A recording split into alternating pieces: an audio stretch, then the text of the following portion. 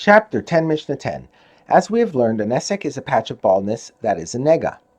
This Mishnah discusses ordinary baldness.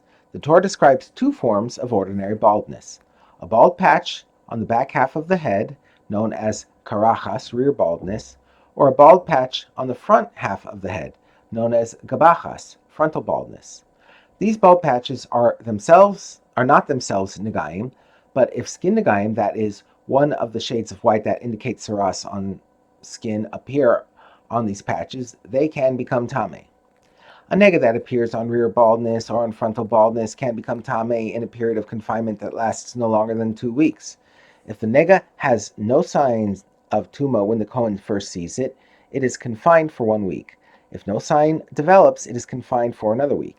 And such a nega becomes confirmed as Tameh by developing either of two signs: a patch of healthy skin inside the nega, or spreading of the nega. If neither of these signs develops after 2 weeks, the nega is declared tahor. The Mishnah describes different ways that baldness over the front or back of the head can develop. What types of hair loss are considered rear baldness with regard to these laws? If someone ate neshem, a drug that causes hair to fall out permanently, or he applied neshem to his skin, which accomplishes the same thing, or he received an injury on which hair cannot grow. The Mishnah defines which part of the head is the back and which part the front.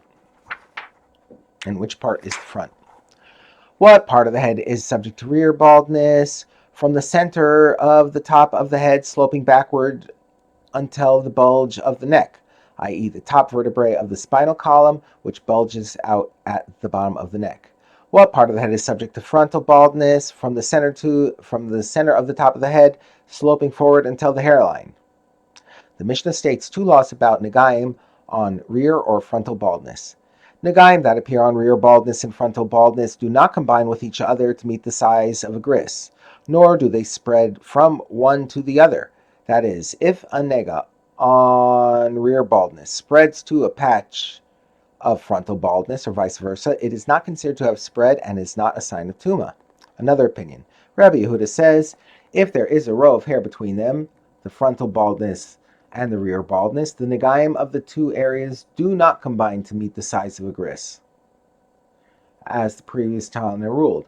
But if there is not any hair between the two patches of baldness, their negaim do combine to meet the size of a gris.